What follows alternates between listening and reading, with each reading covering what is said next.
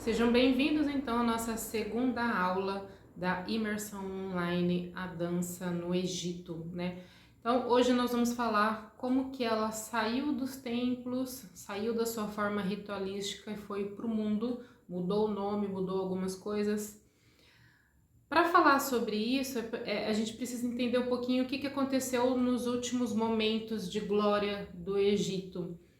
O último faraó foi o Ramsés III, da 20ª dinastia, entre 1186 a.C., mais ou menos. Então, após a sua morte, o Egito acabou passando por diversas invasões até chegar a ser invadido por Alexandre o Grande, né, o líder da Grécia. Ele ficou um bom tempo no poder e aí se iniciou as dinastias ptolomaicas. Alguns não consideram eles como faraós, como dinastia, né? Mas ele tem o registro na história de se colocar como faraó.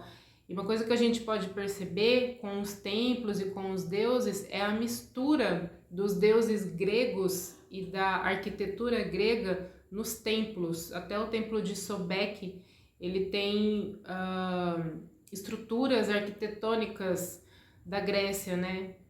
Então a gente consegue perceber que Alexandre o Grande, ele foi de certa forma visionário para que ele não perdesse aquela população e não tivesse uma rebelião. Ele se colocou como parte integrante daquilo, misturando os seus deuses com os deuses do Egito.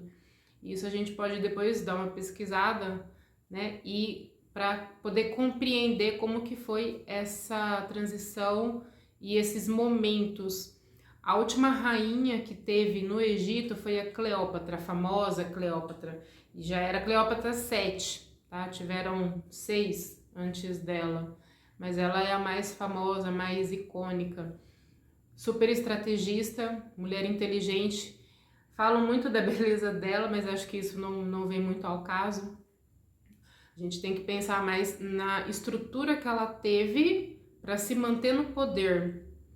Ela era filha de gregos, mas ela nasceu em Alexandria, que é uma cidade do Egito, mas foi fundada por Alexandre o Grande, tanto que recebe o nome dele, né? É a famosa cidade de onde tinha a enorme biblioteca. Hoje em dia tem uma outra biblioteca, mas ela tem uma estrutura mais moderna, né? Mas ela é enorme, eu tive o prazer de poder visitar também, tem algumas fotos, cheguei a comprar alguns livros de lá, e é bem interessante.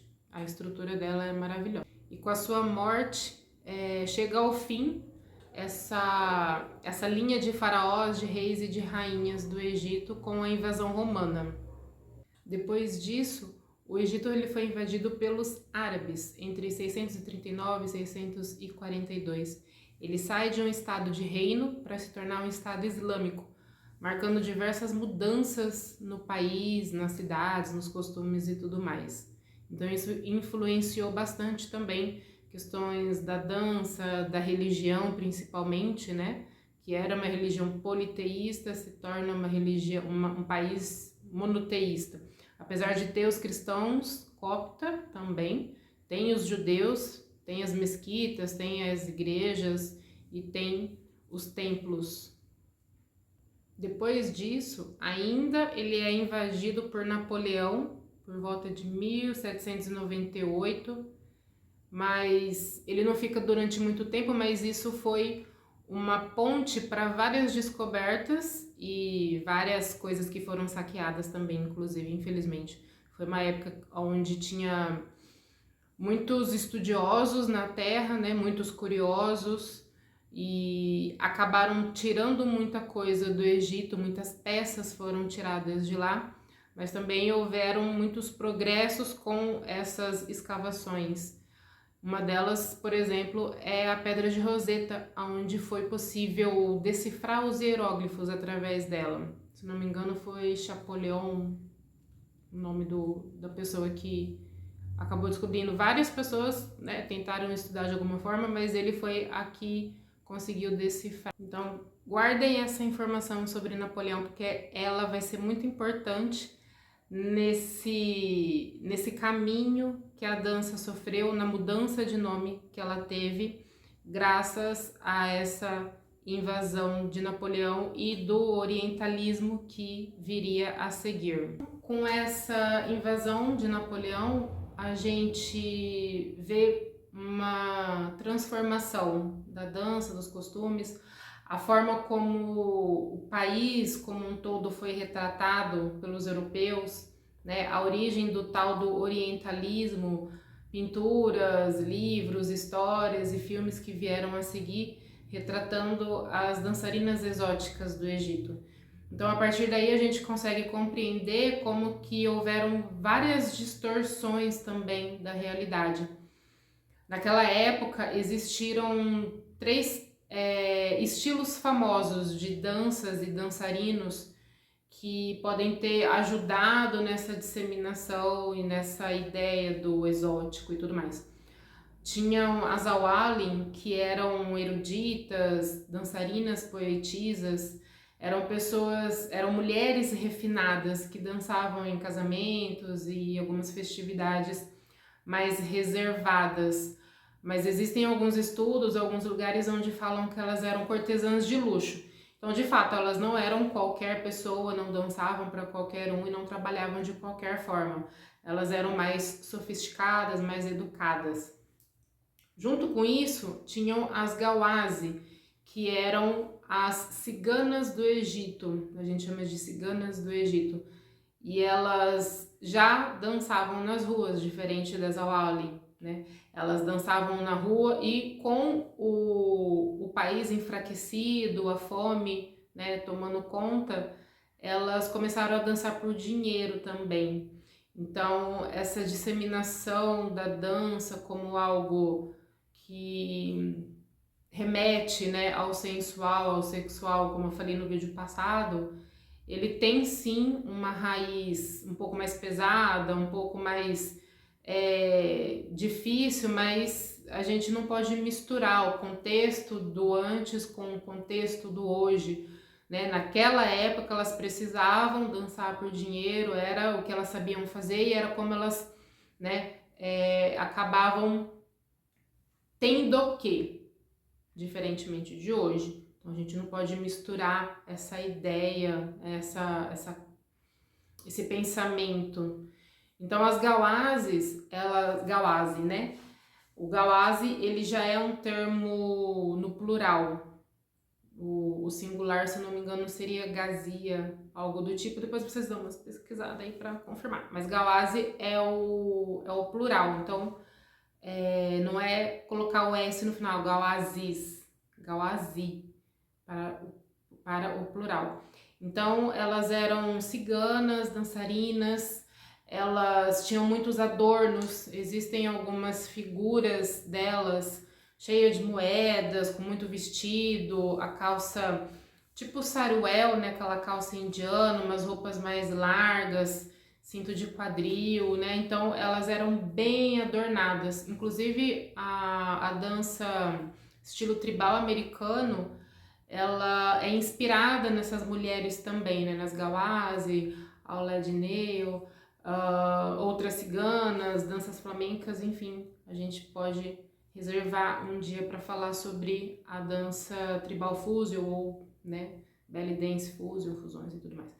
Então, as Gawazes, elas dançavam nas ruas, as Awalin não dançavam. E isso levou também a confundir um pouco as coisas, né? Às vezes, para não se passar, para não ter, como que se diz, exclusão, alguma coisa do tipo, as Gawazes se denominavam como Awalin, até para ganhar dinheiro, poder trabalhar e dançar em festividades mais reservadas, né? Que não era o caso delas. E aí, nisso, a gente também tem os Kawal, que são os dançarinos homens, que se vestiam de mulheres, né? E então era essa mistura, mas a gente consegue colocar cada um numa caixinha e perceber suas diferenças. Os homens dançarinos, eles acabaram tomando essa posição quando a dança no Egito foi proibida, né? Houve aí um período em que, por conta das Gawazi e por conta dos árabes começarem a se tornar mais fechados, né? A questão também da religião, de não deixar que exponha o corpo, né? Quem assistiu aí o clone expor o corpo, expor a figura na Medina, isso é real, né? A questão desse pensamento que eles tinham. Então houve uma época em que a dança foi proibida, principalmente as gawazes, de dançarem nas ruas. Então as awali podiam continuar dançando desde que em lugares privados. Então as gawazes acabaram por se denominar awali por uma época, para que pudessem continuar trabalhando. E nesse período em que a dança foi proibida, há relatos em que as gawazes começaram a vender o seu corpo e sua dança em troca de comida, porque realmente estava difícil, né? Além delas serem banidas, ainda tinha a fome, a questão de trabalho, a dificuldade. Então tudo isso juntou para que elas acabassem tomando esse tipo de decisão, né? Precisassem trabalhar dessa forma. E aí os homens começaram a dançar nos lugares, né? Dessas ciganas, dessas gawazes. E eles pintavam os olhos também com cor, pintavam as mãos de reno, os pés. Tem as vestimentas, existem algumas fotos deles e são bonitos até. A vestimenta, eles, né? E eles dançavam como elas dançavam, mexia bastante o quadril, eram danças alegres, eram danças bem movimentadas. Então, a gente tem esses três dançarinos, esses três tipos de pessoas, né, de nichos que existiam no Egito e que eram bem diferentes entre si, mas as pessoas acabam dando uma misturada e fica difícil na hora da gente pesquisar o que é o que, quem era quem, qual era a roupa. Então a gente precisa estar muito atento quando for fazer as pesquisas e, como eu falei novamente, buscar fontes mais confiáveis, de onde que veio, que foto que é essa, quem que é essa pessoa, e não confundir um com o outro. Eu fui pesquisar algumas fotos de awali e eu não achei nada ainda. Se eu achar depois no grupo, vocês me pedem ou eu passo para vocês caso eu achar. As gawazes já é mais fácil de encontrar e os kawal também. Só para curiosidade, o homem que fez a proibição na dança do Egito foi o Muhammad Ali Pasha, tá? Ele se declarou líder do Egito e aí ele resolveu que seria melhor para a imagem do país que elas não se apresentassem. E isso foi em 1834. Então gravem as datas aí porque é importante a gente saber ver a cronologia. Então 1834, a dança no Egito ela foi banida, pelo menos pelas gawazes, né? E depois, em 1850, isso foi revogado, elas puderam voltar. Também existe uma questão política, né, no meio disso tudo, que eles cobravam impostos em cima disso, né, porque de certa forma elas estavam trabalhando. Então eles cobravam impostos em cima dessas danças e depois foi revogado, depois voltou.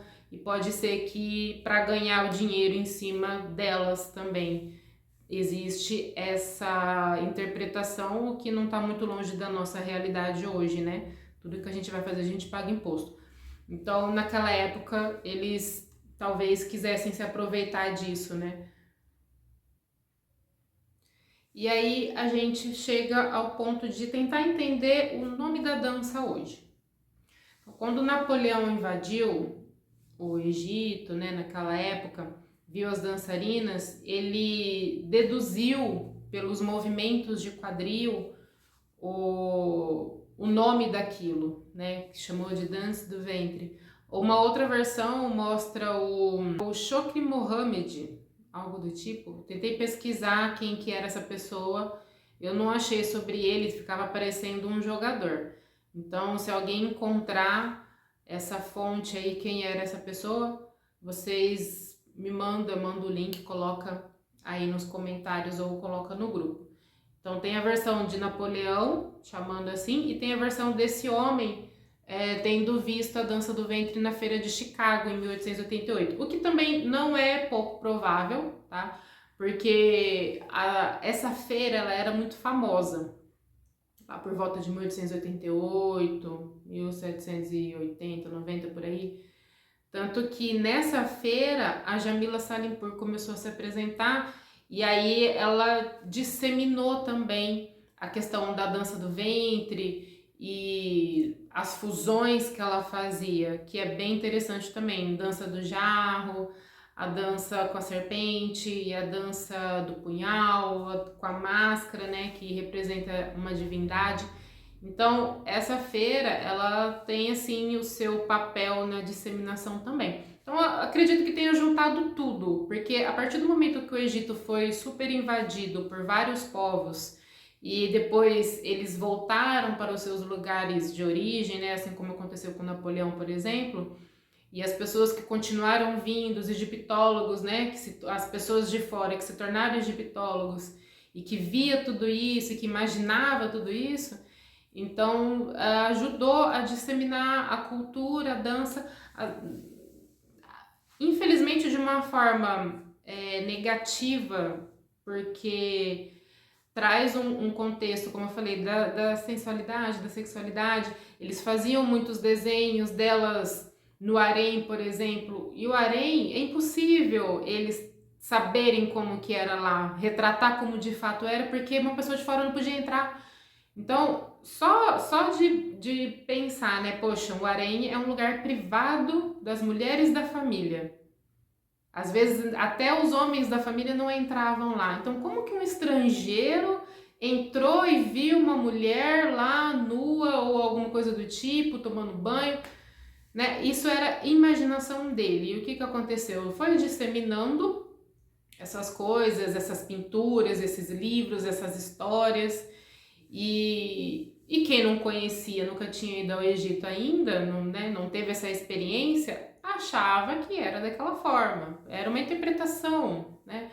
A gente também precisa colocar um pouco a cabeça para funcionar quando olha uma obra, ou quando vê uma pintura, quando lê um livro, né? E tentar pensar um pouco, pesquisar até que ponto aquilo é real, baseado em fatos reais ou não.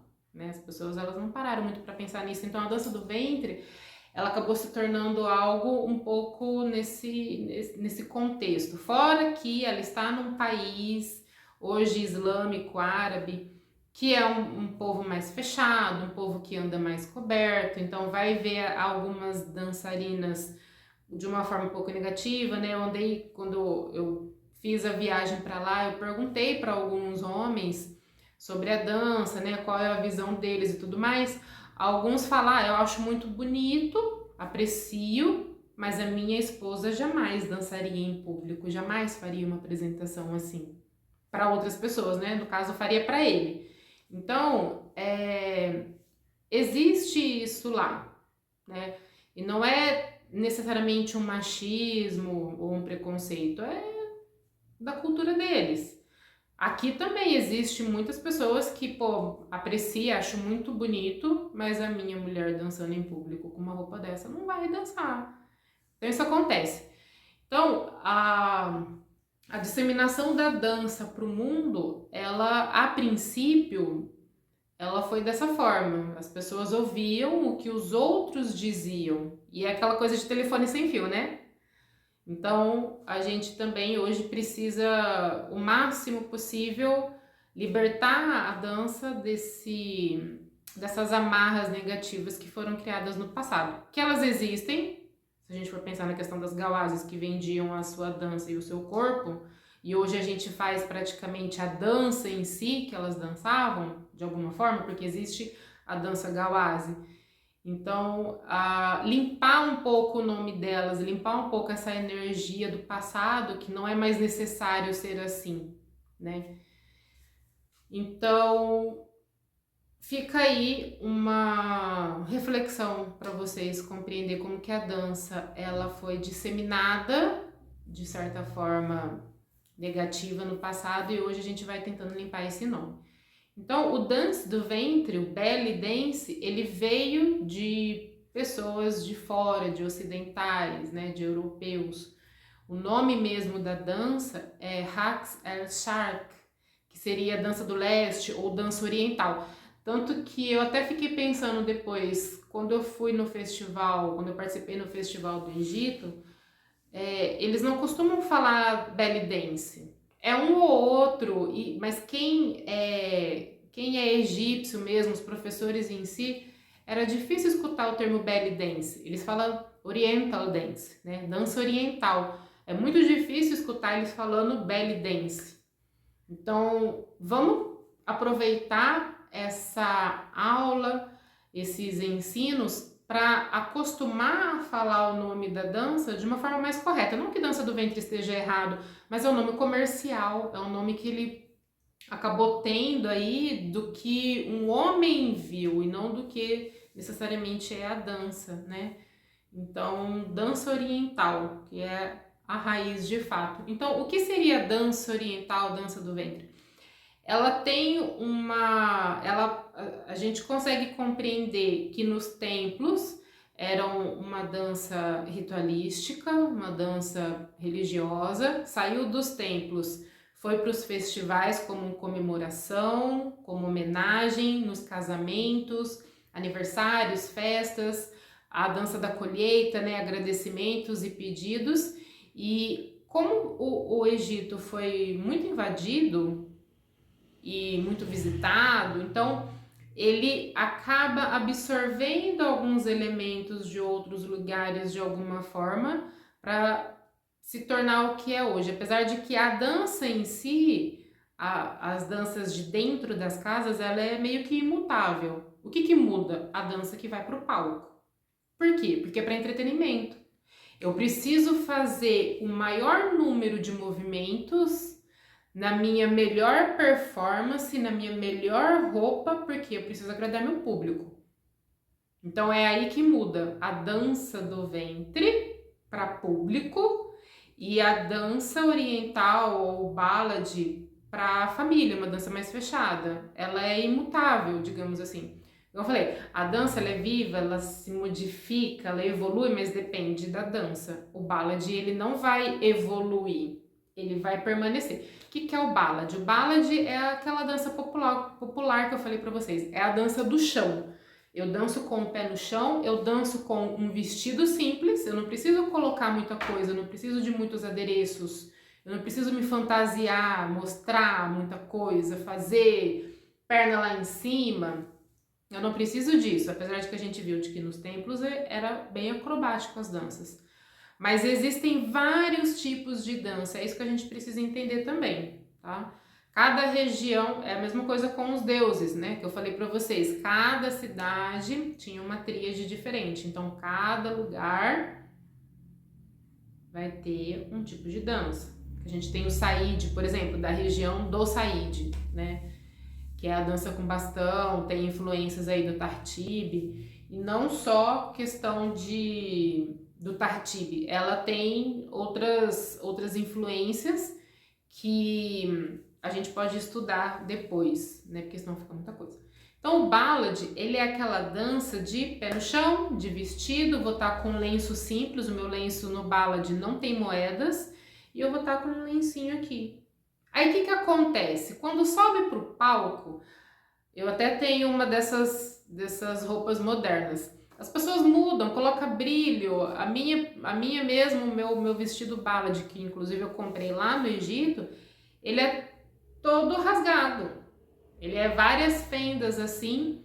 Então, o moderno acaba tirando um pouco assim da essência em si, porque a gente quer brilho, a gente quer algo diferente. Mas se eu quiser mostrar para o meu público o que é o tradicional, eu tenho que estar daquela forma correta. Eu tenho a música certa, eu tenho a roupa certa, eu tenho os instrumentos certos.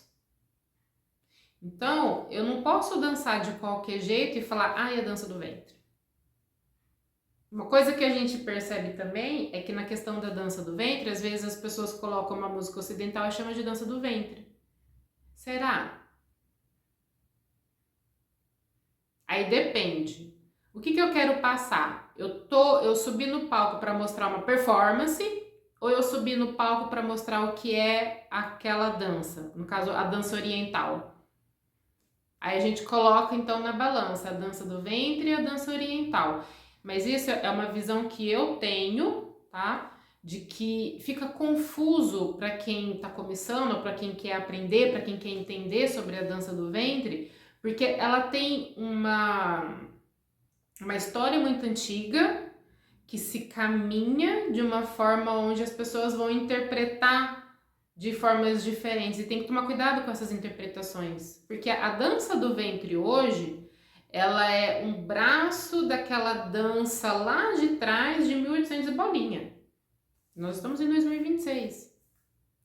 E é uma dança que ela é performática. Ela sobe pro palco.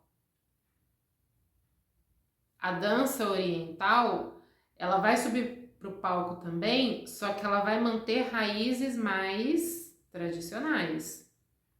Tanto é que se você for participar de um festival, de uma competição, se você não levar uma música egípcia para dançar o seu oriental, você é desclassificado. Na dança do ventre, eu não sei dizer se eles aceitariam, mas eu já vi apresentações de dança do ventre com uma música que não era egípcia. Competição, né? Apresentação não tem problema, mas competição. Então, se você participa de uma competição, existem regras. E se existem regras, é porque é daquela forma. Não é simplesmente porque, é da minha cabeça. Não. Então, a dança do ventre, ela é o que se torna mutável hoje. A dança do ventre é mutável. Como eu falei para vocês, a questão das roupas, né? A questão das músicas. Então, o Oriental, eu não vejo ela tanto como mutável. Eu vejo ela como algo que evolui. Tem sim uns movimentos mais fortes, mais impactantes, tem umas roupas mais impactantes, mas eu vejo ele como algo que se mantém mais raiz. Mas pode chegar uma dançarina aqui nos comentários e falar que eu tô errada. E tá tudo bem. E outra coisa, o ballad, ele é uma dança que é imutável. O ballad é imutável. O ballad, para dançar, você não precisa ter 500 mil tipos de passos, por exemplo. A gente dança com os passos básicos da dança do ventre e de uma forma onde eu vou contemplar a música. Eu vou me contemplar e contemplar quem está comigo. É como uma comemoração, é como uma homenagem, né? O ballad, que é aquela dança raiz, minha terra, meu povo, que é pé no chão, ela tem uma força para baixo, ela te puxa para baixo, mas ela é uma dança alegre, te puxa para baixo no sentido de aterrar. Você está aterrando, né? Você está moldando o chão, moldando a terra de alguma forma, pensando por esse lado. E eu vou ter roupa certa, eu vou ter música certa, eu vou ter o tempo certo. Eu tenho a estrutura da música ballad para seguir, que eu não posso sair daquilo. Então, é até possível que você consiga fazer improvisos na dança. Você pode fazer improviso em qualquer uma, mas no ballad fica mais fácil, porque ele tem uma estrutura. Você sabe que vai ter um segmento que vai ser daquela forma. Ele começa lento, ele vai para conversas de instrumento, às vezes conversa de instrumento e você responde com o seu corpo.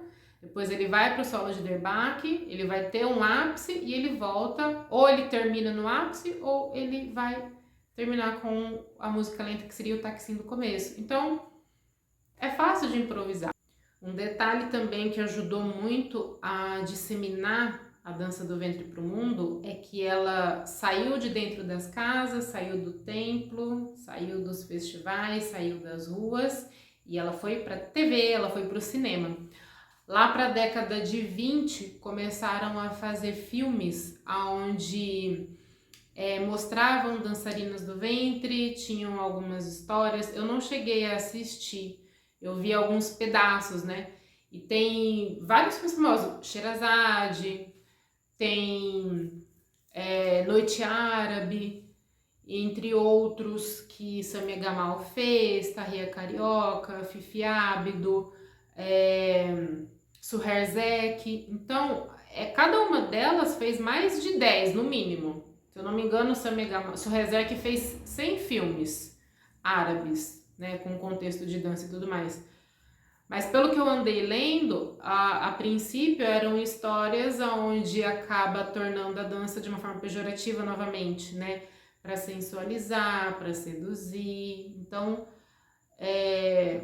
ajudando a trazer uma ideia novamente um pouco mais complicada, né? Disseminando de forma errada o que era a dança do ventre e o papel da mulher também no Egito. Então, hoje as pessoas costumam também falar, as mulheres no Egito são submissas e não sei o quê. Tem uma ideia errada. Nunca conversaram com uma e fala que elas são submissas e tudo mais. Enfim, né? Aí também é mais um tema para ser estudado, que antes da gente falar de um lugar que a gente não conhece, nunca foi, nunca conversou com nenhuma delas, a gente precisa estudar. Novamente, estudar de fonte confiável. Porque às vezes você assiste um filme, vê uma pintura, lê um livro e acha que é daquele jeito. Então, a gente tem que pesquisar, tem que saber de onde está vindo. Tem que, às vezes, conversar. Hoje em dia tem muitas mulheres árabes muçulmanas que têm aí contas e que falam sobre si, sobre a sua cultura. Então, acho importante a gente, às vezes, parar para ouvir, para entender como que realmente é.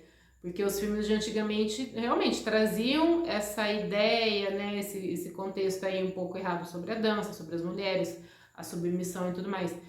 E saber interpretar o que é submissão religiosa, o que é submissão à família, o que é submissão para qualquer outro contexto. Então, às vezes a gente interpreta de uma forma errada com a nossa verdade. Não se esqueça que cada um tem uma verdade. E tem a verdade que é verdade, né? Então, saber pesquisar, saber estudar, saber ir atrás. Não basta ver uma coisa, uma fonte e achar que aquilo é real. Então, os filmes, eles ajudaram nessa disseminação da dança ficar mais conhecida, mas também trouxeram, enfatizaram um pouco do que a dança era algo, né, meio pejorativo e tudo mais. Uma ideia também que a gente pode ter sobre isso é que, eu não sei se vocês sabem, mas a dança dos 7 véus, ela não existe. Ela foi criada, lógico, né? Hoje em dia ela existe. Mas ela não existiu na Bíblia, eu quero dizer, né? E tem muitas pessoas que falam, a dança da Bíblia era a dança do ventre, dança dos 7 véus, a dança de Salomé. Primeiro que não é Salomé, o nome dela não aparece na Bíblia. O nome da dança não aparece na Bíblia, muito menos dança do ventre, muito menos dança dos 7 véus.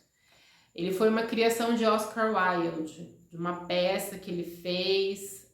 Então, isso veio de um ocidental, isso veio de uma outra pessoa. E aí disseminou, eu não sei exatamente como que acabou se tornando a dança da Bíblia e de onde que tiraram o nome de Salomé. Porque eu até tinha dado uma procurada na Bíblia também e não consegui achar nada disso. Então, às vezes a gente olha as coisas, ouve falar e toma por si. Uma das interpretações da dança dos 7 véus é da deusa Ishtar, que passou por 7 portais e tudo mais. Então aí tem um contexto mitológico. Mas a gente pode colocar várias coisas em relação à dança dos 7 véus, mas ela não é uma dança que veio da Bíblia e não é uma dança necessariamente do Egito. Não há indícios, né? Não há evidências ainda. Então pode ser que a gente em algum momento encontre isso. Mas não existe. Nem Salomé existe. Existiu a que dançou, sim, né? Pela cabeça de João Batista. Mas não tem o nome dela e eu tava vendo que, além de tudo, ela poderia ter sido uma criança, não necessariamente uma mulher que dançou sedutoramente. Então, às vezes, as interpretações da Bíblia, né? Lembrando que a Bíblia foi escrita por homens há muitos anos atrás, numa língua difícil, e que cada vez que você lê uma Bíblia diferente, vai ter uma interpretação, um nome. Então tem que tomar cuidado com isso também, tá? tentar pegar uma Bíblia que seja o mais fiel possível, porque eu acredito que tenha alguma que seja uma tradução o mais próximo, né, o mais perto. Tanto que também tem traduções erradas sobre Maria Madalena, falando que ela era uma prostituta e na verdade ela não era. Então, pô, de uma mulher normal para uma prostituta, né, fica meio difícil. Então, aí tem que pesquisar, tem que ver se é isso mesmo. Eu ouvi em alguns lugares falando sobre isso, mas para confirmar se ela era ou não, tem que ter algum estudo, tem que ter alguém que entende a língua original da Bíblia, né? Então, mas aí só nisso a gente consegue entender como as interpretações podem difamar uma pessoa por anos. E além do cinema, que disseminou a dança, a história do Egito de certa forma, também houve o Cassino da Badia Massabini, que foi também uma dançarina, a dona do cassino e tudo mais, onde as meninas da Era de Ouro, as mesmas que fizeram esses filmes, faziam suas apresentações. E era um cassino bem famoso. E ele foi aberto em 1926, pouco tempo depois que começaram as filmagens, né?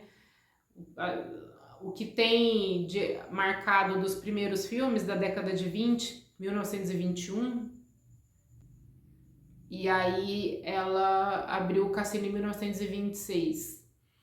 Então, o cassino ajudou muito também nessa disseminação da dança do ventre, que é o que eu falei, a dança do ventre, a dança oriental. Ela sai do chão, ela vai para os palcos e vai de salto alto. Por que salto alto? Porque era uma apresentação, era uma performance. Se eu não me engano, todas elas dançavam de salto. Eu acho que eu não... dos vídeos que eu vi, né? Mas tem muita dança e tem muito vídeo que não tá lá. Então, pode ser que algumas danças elas faziam descalço, mas a maioria do que eu vi é de salto. Inclusive as dos filmes também, do que eu vi, elas dançavam de salto. Acho bem difícil, tentei. Não deu certo, eu prefiro dançar com o pé no chão, mais fácil. E aí, então... esse cassino, ele tinha coreógrafos, e alguns coreógrafos eram o quê? De fora, estrangeiros, europeus. Então, a gente acaba tendo uma influência da Europa, né, de outros lugares dentro da dança do ventre, da dança oriental, que faz com que a dança se torne fluida, se modifique de certa forma.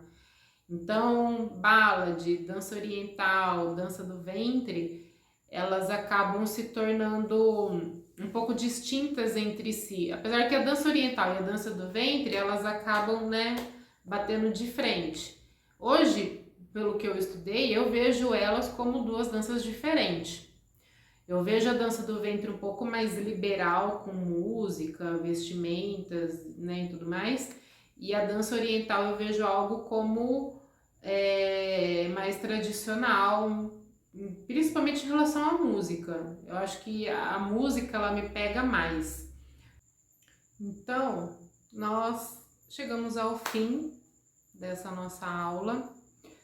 Ela acabou se mesclando bastante, né? Fui e voltei. Mas é bom vocês entenderem a questão da cronologia, né? Saber como que terminou os faraós do Egito, os que invadiram em seguida, os árabes que chegaram, Napoleão que veio depois, mas acabou sendo expulso. Como que o cinema ajudou de certa forma, né?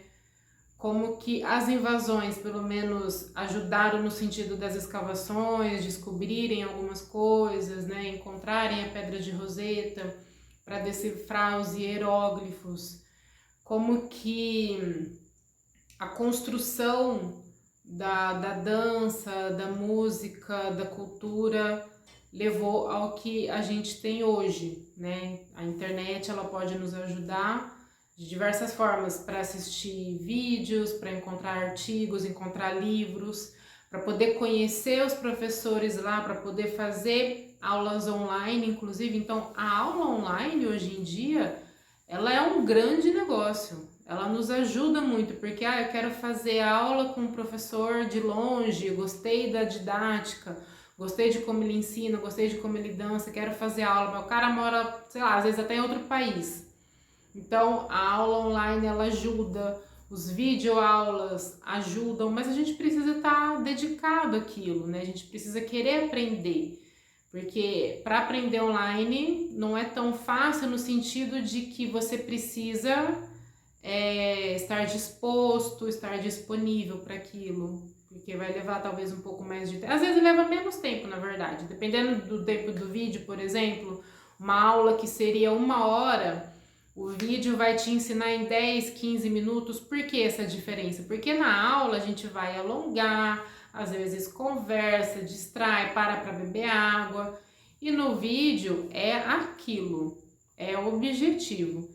Então hoje em dia a gente tem a internet para nos ajudar, tanto para aprender mais, né, para não falar nenhuma besteira, ou para corrigir algo que foi dito. Eu achei que era isso, mas eu estudei e vi que não era. Então é importante a gente estar sempre estudando, que é como novamente eu vou frisar, a dança ela é viva. Então, algumas coisas vão se modificar dentro da dança, exceto danças que são tradicionais, como o ballad, o saíde, o gawase, o falarre, danças que são folclóricas, danças que são populares, elas não vão se modificar no tradicional. Mas o que eu posso fazer? Eu quero fazer uma performance, eu quero levar ela para o palco, eu quero fazer uma apresentação onde eu quero agradar meu público, eu não quero necessariamente mostrar a origem 100% dela.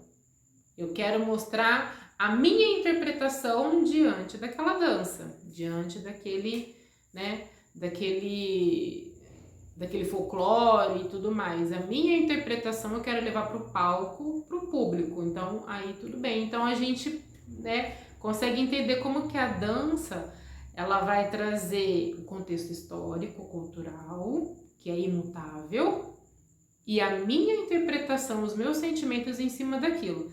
Lembrando que dançar não é qualquer coisa, colocar a música, estou dançando. Não, a dança é técnica, a dança é estudo, a dança é treino. Não existe isso de sentir a música. Eu até vi um vídeo, se não me engano foi hoje, do Guigo, acho que é Guigo o nome dele. Ele é um dançarino do tribal, falando sobre isso, da questão de tem que sentir a música e, né, algo do tipo.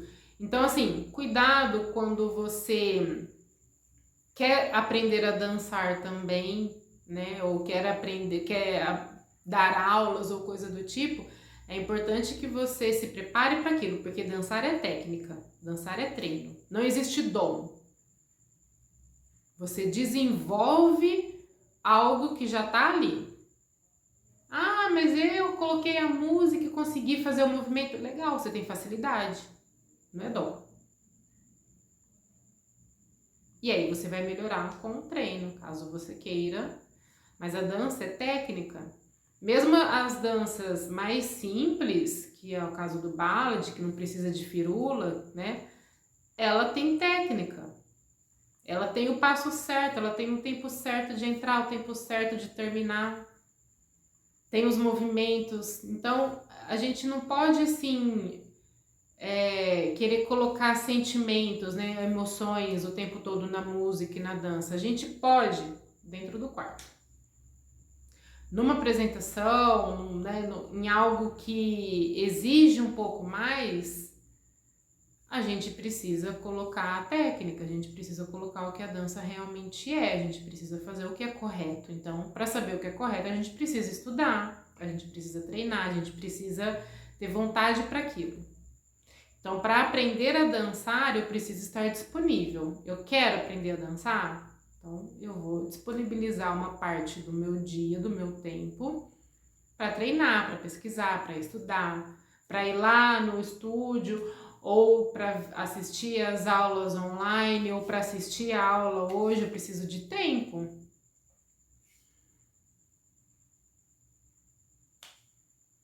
Então, fica a reflexão do que nós vimos na última aula, do que nós vimos hoje, né? Novamente, a dança é um organismo vivo, mas ela tem técnica, ela tem um jeito certo de acontecer, até para evitar lesões, tá?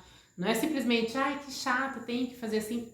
Tem que fazer, mas também tem uma questão de saúde, porque se você fizer o movimento de qualquer jeito, pode dar um problema também. Por isso que eu sempre falo nas aulas, nos vídeos, que eu dou aula online também, dou aula por videoaula, eu sempre friso o movimento, né? Joelho, quadril, ombro, braços, cabeça, postura. Então, tudo isso eu tô sempre falando. E o professor ele precisa estar sempre observando o aluno, sempre arrumando o aluno, sempre corrigindo o aluno. Porque se ele pegar uma mania errada, se ele pegar um movimento errado e acostumar com aquilo, para tirar aquilo vai ser difícil. Então, dançar não é de qualquer jeito. A gente viu na primeira aula, na história de Sinuhe, né, a alegria dele de voltar para casa e que ele chegou a dançar para comemorar. A dança é isso, ela vai despertar emoções, a gente vai querer colocar isso para fora. Posso colocar uma música para me expressar de alguma forma? Claro que pode. Mas se você souber dançar, não fica muito melhor? Se você souber fazer os passos, você não vai se sentir muito melhor? Às vezes até filmar. Não precisa necessariamente colocar na internet, mas você assistir você dançando e conseguindo fazer aquele passo, pô, é satisfatório demais. É legal demais. Então, tenham em mente, quero dançar, vou me dedicar. Tanto na parte teórica, na parte cultural, quanto na parte prática. Porque vocês que estão assistindo o vídeo hoje, que tiveram a experiência do teórico, fica mais fácil na parte prática, porque eu entendo que o que eu tô dançando hoje tem uma história ritualística. Uma dança que é sobre colheita, uma dança que é sobre uma determinada divindade que tem a fúria. Então eu preciso estar mais fechado, mais visceral. Uma dança que fala sobre morte e ressurreição, aonde eu vou ter que trazer uma fluidez, uma leveza e um peso. Então tudo isso vai fazer parte de você. O teórico é muito importante para que a sua dança fique mais fluida, mais fácil. Uma dança que fala sobre pescadores, não fica muito mais fácil eu entender que ele está ali com uma peneira? Ou né, uma dança que fala sobre pessoas que estão procurando ouro. Se eu tiver que jogar uma rede, não fica muito mais fácil eu entender, pô, eu tô jogando uma rede, então eu vou colocar uma entonação no meu músculo, na minha perna, no meu joelho para puxar essa rede. Uma dança que é com bastão, é uma dança que remete a guerras e lutas. Eu não vou dançar com a minha mão leve, eu vou colocar firmeza, eu tô me protegendo e eu tô atacando. Então, a partir do momento que você entende o que você tá dançando, fica muito mais fácil. Ou menos difícil, né? Dependendo da dança, né? Fica menos difícil. Mas você consegue ter uma entonação melhor, você consegue ter um entendimento melhor. Fica muito mais fácil. Reconhecer as músicas, reconhecer os passos, falar, esse passo, né? Então, tudo isso faz parte. Então, quero agradecer a presença de vocês até aqui. Estudem, treinem e na próxima aula nós vamos partir para a parte prática. Então, vai ficar mais fácil, porque vocês assistiram essas duas aulas, já entendem o contexto, né? E tem aquela vontade de trazer à tona a questão da dança oriental, trazer ela como algo mais limpo, tirar esse peso que colocaram em cima dela por anos, apesar que hoje em dia ela já tem uma energia mais branda, mas ainda existe uma conotação muito pesada, né? Quando você diz que é professor, ou que você vai fazer aula, ou que você faz aula, sempre tem um pra te olhar assim. Vai dançar pro namorado? Vai dançar pro marido? Poxa, eu não posso simplesmente dançar pra mim. Por que tem que colocar outra pessoa e um homem? Então, vocês conseguem compreender que a gente precisa limpar um pouco isso? né, essa ideia e trazer a ideia da saúde, trazer a ideia de que eu quero me sentir bem, trazer a ideia de que eu quero trabalhar meu corpo. A gente viu que a dança do ventre tem esse contexto ritualístico, né? Ela traz essa força, mas não necessariamente a dança oriental, a dança do ventre, ballad e tudo mais, de fato é as danças dos templos. A gente vê as imagens e as roupas e a gente consegue fazer algumas ligações, né?